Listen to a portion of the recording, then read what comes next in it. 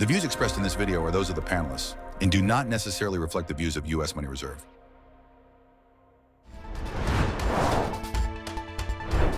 Welcome to America's Gold Authority podcast. My name is Mike Barnes. It was 50 years ago, 1976. A couple of financial experts did a study and they concluded that the best risk-adjusted return for your money would be a split of 60% in stocks, 40% in bonds. And that 60-40 split stayed that way for decades until recently. That's going to be our topic now as we talk to Philip Diehl, the 35th Director of the United States Mint and President of U.S. Money Reserve. And Philip, why did it take so long for people to decide, hey, let's put precious metals in the mix? Well, that's a really good question, Mike. I think it's really an indication of how, really conservative the financial analysis community is. Also, there are financial stakes in a 60-40 split for financial advisors. They're more likely to get a commission if money is in stocks and bonds, whereas people who own gold typically buy and hold for an extended period of time, and there's not much of an opportunity to make a commission on those transactions. So I think that's part of it. Also, I think part of it is that there's been so much mythology and ideology and politics around gold for the last, 100 years, maybe longer, here in the U.S. And I think a lot of people are turned off by that, including financial advisors. As a result, they don't really consider it, or if they do consider it, they're afraid of mentioning it to clients, that somehow they'll be tarnished by those sorts of rhetoric and discussion. And then also, there's a lot of financial advisory firms that do not train their advisors, their retail advisors, on gold and other precious metals. So if they don't feel confident discussing those issues and those opportunities, then it doesn't come up. In many cases, clients have had to come in the door and insist on talking about gold before gold would be included in their discussion in their portfolios. And typically then it would be a very small portion of their portfolio that would be allocated to gold. Now, this has changed as of last fall. Two advisory firms at the highest levels have begun to recognize that a portfolio that includes gold has a much stronger track record over a long period of time than does the traditional old 60-40 stock bond split. And so that's why change is on the way. And I think this change in the allocation of gold into portfolios is really the biggest undiscussed issue that buyers of gold really need to understand. Now that it's a 60-20-20 split, 20% in gold sounds pretty good, but I'm kind of surprised, since it's considered a safe haven, that number isn't even bigger than it is. Yes, that's right. The 60-20-20 recommendation came last fall from the CIO of Morgan Stanley, Mike Williams. And he was the first one to break ranks with the industry, the old 60-40 formula that everyone has been hearing. And this 60-40 formula has had a huge impact on investment portfolios related to retirement 401ks and IRAs.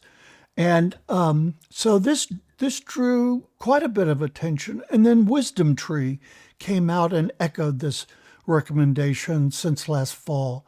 So two of the big guys have come out and made this recommendation. And I did my own run of the numbers of what the comparative performance is between the 60-40 and the 60-20-20 portfolios. And I was really shocked by the difference. The 60-20-20 has outperformed the 60-40 in 20 of the last 25 years and has outperformed by a large margin over that entire period of time. It's over the last 4 years plus the first quarter of this year, the 60-20-20 portfolio has outperformed the 60-40 portfolio every single year. The 60-20-20 portfolio, it's probably not a surprise because gold is recognized for its quality as a hedge of protecting people against hard times. And as a result, the 60-20-20 portfolio outperformed the 60-40 portfolio during the dot-com bubble burst, during the great financial crisis and the Great Recession that followed, and during both the pandemic and the inflationary period that followed the pandemic. Every single year, the 60-20-20 portfolio outperformed the 60-40. But in addition to that, and this is the surprise, during some of the big go-go years for stocks, gold still outperformed the 60-40 formula. That includes in the years between the dot-com explosion and then the stock market and financial crisis of 2008. And it includes these last 4 years where we've seen records set in the stock market year after year after year, but also gold has been setting records during that period of time, and it has outpaced that 60-40 split. So the 60-20-20, with 20% going to gold, has a huge long track record, 21 years. And that's one of the reasons why I think it's so clear that the financial analysis industry has been so hidebound in sticking to the 60-40 formula. The old phrase is you're leaving money on the table, and you don't want to do that with your investments, with your portfolio. Why are people so high, and they always have been, about bonds? I know I was taught 40 years ago that it was more of a safe investment, but gold is safe haven, so why wouldn't you put your money more in gold than in bonds? Well, for a long period of time, bonds were inversely related to the performance of stocks. So bonds were a way of hedging against stock market declines, and it was pretty good in that respect. But it hasn't been so good since 2001, and so much has changed in our world since 2001, just beginning with 9/11. And so many other big events have come. And through that process, all of these old relationships have been broken down. And that has been especially true since the pandemic and the inflationary period that followed, and now the inflationary period we have today. I think it's really important, if you believe, as I do, that we are entering a new inflationary period that will be driven by higher gasoline prices, higher food prices, higher debt, both corporate and government debt around the world. If you believe that we're headed for a more inflationary period, then gold is really crucial. That 60-20-20 allocation becomes even more important. And I think there's a general consensus. Not everyone agrees with this, but there's a pretty wide opinion that stocks are unlikely to be as strong in the next 10 years as they've been in the last 5 to 10 years. So all the more reason to be looking at gold. I think that we're looking at gold prices, and I'm not the only one. There are others who are name brand in the industry, in the financial analysis industry, who believe that gold is headed for $10,000 an ounce by 2029 or 2030. That used to sound like a long way away. No longer. We're talking about 3 to 4 years. And there's another thing I want to mention about the 60-20-20 allocation. It is on we talk about risk adjustment and looking at the risk profile of a portfolio. And you want to balance the level of risk appetite you have with the income potential that you'll have from a portfolio. And not only has the 60-20-20 portfolio outperformed in returns over those 20 years, but has also had a lower risk profile over those 21 years. So it's one of those situations where it's really unusual, where you can have your cake and eat it too, where you can have higher returns, but also lower your risk. How much, Philip, do you have to live by that 60-20-20? Because if you had 20% in gold, say 2 years ago, that number now may be 50-35-15, and your gold percentage is up to 35 and maybe even higher. Do you want to do something about that, or are you just riding the wave? No, you want to do something about that, and you want to do it every year. You want to go back in and rebalance your portfolio. You'll have winners, you'll have losers, and as a result, you may end up, as you say, with a 15%, 25%, 60% portfolio. And so every year you want to go back in and look at those allocations. Another thing I want to add about the 60-40 and 60-20-20 allocations, my numbers include the reinvestment of dividends and interest earned on those stocks and bonds.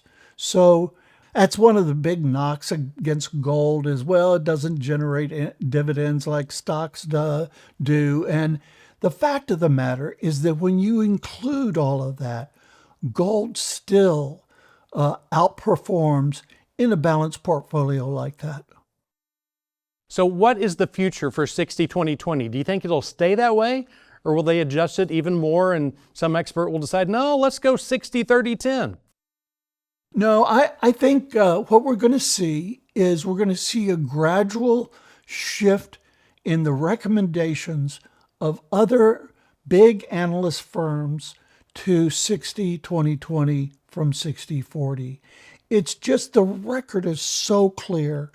And with the run-up in gold prices that we've seen over the last 2.5 years, more and more clients are walking in the door and really insisting that their financial advisors talk gold with them. And so those financial advisors are getting educated. They're pushing their firms to educate them more. And so I think there's sort of a ground up and top down set of pressures that will drive this allocation recommendation toward 2020. And let me say this, that as those recommendations change and as people gradually make adopt the 60-20-20 portfolio, there's going to be an enormous increase in gold demand that goes along with this. We don't have to get to 60-20-20 before that impact is felt on gold prices. Just the shift of a few percentage points toward gold. Right now, Americans' average allocation to gold is only about 3.8% of their portfolio. So a shift of only, maybe 2 points or even 1.5 points toward that 20% goal will have a huge impact on gold prices. And it's one of the reasons why I'm really comfortable with expecting $10,000 an ounce in only 3 or 4 years. So if I'm kind of stuck in that rut of 60-40, what do I need to do now? I think what you need to do is go into your financial advisor and say, I want you to run me the numbers on how my portfolio would have performed over the last 10, 15, 20, 25 years if I had been in a 60-20-20 allocation instead of a 60-40. And go ahead and tell them, yes, include the reinvestment of dividends and interest earnings in that analysis, because you can be confident that the performance, if it's a true analysis, you can be confident that over the last 5 years, over the last 10 years, 20 years, 25 years, you're going to see that the 60-20-20 allocation has outperformed. I just have no doubt about it. And what you will see, what you want to do is ask to see how much money, if I had invested, say, $10,000 in 2001, January 1, 2001, in a 60-40 allocation and 10,000 in a 60-20-20 allocation, tell me how much money I'd have today from that $10,000. And it's going to be a revelation to you about how much more money you'd have. So I really challenge our viewers to drive that issue home with their financial advisors. Make those numbers work for you and don't leave the money on the table. Phil Diehl, thanks so much for joining us today. Thank you, Mike. That is all the time we have for today's episode. On behalf of all of us here in the U.S. Money Reserve Studios, thank you for tuning in. If you have any questions or you want to learn more about today's episode, you can call the number in our episode description and speak with one of our friendly account executives. They will be more than happy to answer any questions you may have about precious metals and the strategic role they can play in achieving a secure and comfortable financial future. I'm Mike Barnes. We will see you next time on America's Gold Authority podcast.